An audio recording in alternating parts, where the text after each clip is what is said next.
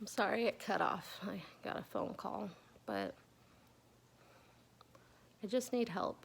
So if anybody out there can help me, please. There's so much more to this story, to the way that Minors Council and the judge have conducted their business, that it's so unlawful that my child was taken away. I mean, for example, like Minors Council, she straight up said to the judge on transcript, under oath, that she necessarily is making her decision and feels that child will be best with father because of the CPS report. And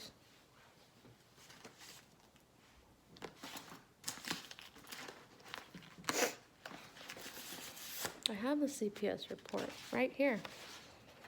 She felt, the Minors Council felt that the child needed to live with father because of the CPS report, you know? And I'll just read one little tiny paragraph from it. There's quite a few paragraphs that are actually even just as good, but I'm gonna read this one. Social worker and child stepped outside to the front yard. Social worker introduced himself, explained the reason for his visit. The child told me that he enjoys coming to visit with his mother and his mother's boyfriend. He told me that they both treat him well, they feed him and take care of him. He also likes being able to see his baby sister. He told me that they have lots of pets, and that is one of the reasons he loves coming over here.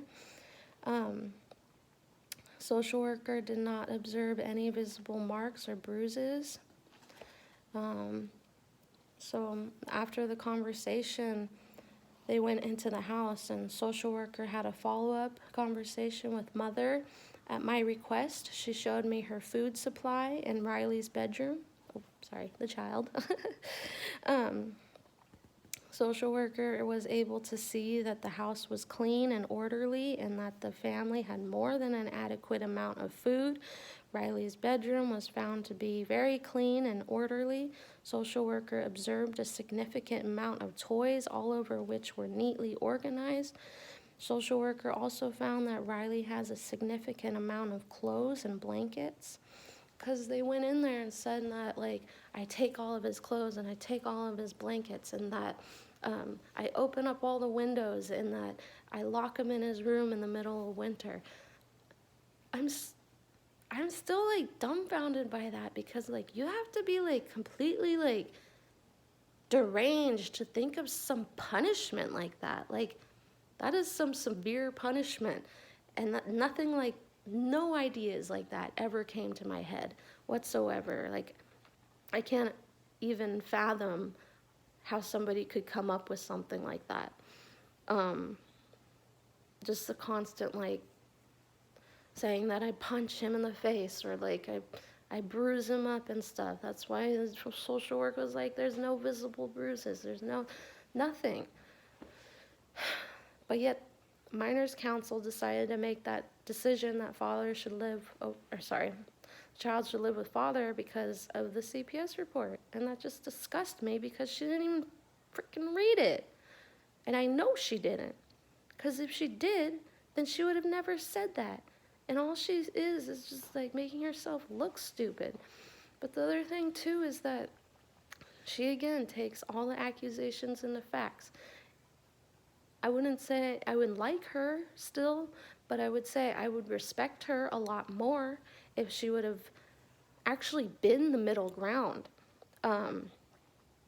For example, grandmother would constantly make accusations to her, and then she would take those accusations and kind of attack me, like, why is this happening? Like, you need to stop hitting the child, and la-di-da.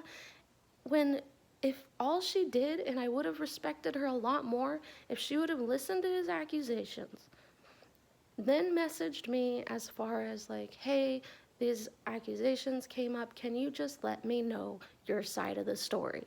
I would respect her so much more. But she didn't do that. Recently, Minors Council informed father of a court date that I decided not to go through with because I already knew what the outcome was going to be. And especially for self-representing myself, they really were going to eat me alive, as one of my old lawyers said, if I did it by myself. And I decided not to go through with it. There was 3 steps that I needed to take, the court said, was to serve an undocumented, the non-filed sample to the Minors Council. And father also didn't have a lawyer. So, well, actually, we did try and serve his lawyer because the court said under the paperwork, under the court's information, that he still had an attorney. So we tried to serve her, my friend did, and she told us, like, oh, they owe us a bunch of money and that I'm not representing them at all. And then she just made the comment to my friend, and that mother is a piece of work. So that really says something for their lawyer to say that as well. But, you know, I served her, the Minors Council, and then the next step was to allow her 24 hours. And then once I allow her the 24 hours, I go and go to the courthouse and file the documents, which I did. Once I got the filed document back, I saw that my request for an emergency screening and just have the courts talk to my child again was denied. So that just hurt me, and I just, again, knew that, like, nothing was going to go my way. And again, I'm not trying to make it seem like I wanted to go my way, but it's like I'm trying to fight for my child, and it's not working. But like somebody who lied and somebody who's so irresponsible, and talking about it, like at one point the judge was like, well, as long as the grandma can do it, like, no, it shouldn't be grandmother over the mother. It should be parents first, always, before grandparents. And if both parents are proven to be unfit, then yes, go to the grandparents. But that's not in this case. They had no evidence whatsoever against me as being neglectful. It was just allegations. But anyways, so I decided not to serve father. I never served him the paperwork. I never had a process server go serve him. And I never served the certified in the mail to Minors Council either. But the 4 months went by, and they went to court, and they continued to make modifications without them actually being properly served. They are now saying that I can't take my child to my home in Oregon. And I just want to say that I moved to Oregon because of everything that happened. I was in the situation where I was just constantly defending myself against their lies, that I spent the last of my father's inheritance, where that should have lasted a lot longer. I spent $75,000 in court fees and lawyers, and it just went down the drain, and I don't have my child. And as soon as that all was depleted was when they were like, well, let's just try it out, that father can watch the child. And it was just disgusting, but I just need help. I need help. You know, father is really heavy into violence, and he promotes violence, and as you saw in that picture, like, that is who he is. Like, you know, Minors Council made note that neither parent should be exposing the child to inappropriate things, and it literally says in parentheses, insane clown posse. And I mean, that's exactly how I met father, because I did have that interest, but that was over 10 years ago. I grew up. I'm not into that. I don't even listen to that stuff anymore. I listen to the Backstreet Boys, and I collect My Little Pony. Like, I'm not a bad person.